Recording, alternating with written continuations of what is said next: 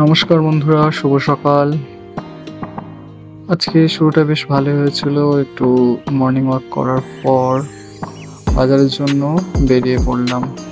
বাজারটা আমাদের এখান থেকে একটু দূর, তবে পায়ে হেঁটে 10 মিনিট লাগে। তারপর সেখান থেকে বাজার ফাজার করে লাইনে সমস্ত জিনিস দেওয়ার পর জিনিসগুলো কিনলাম।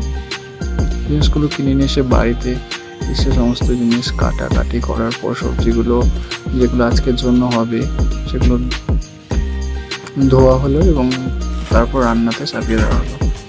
তো দেখো রান্নাগুলো এবং কমেন্ট করো কেমন হয়েছে।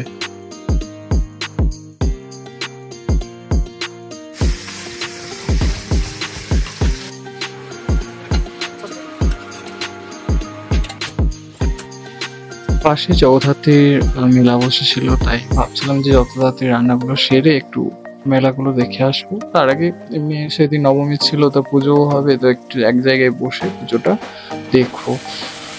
রান্নাগুলো সারার পর সেজন্য বেরিয়ে গেলাম। বিকেল বিকেল সময় ছিল।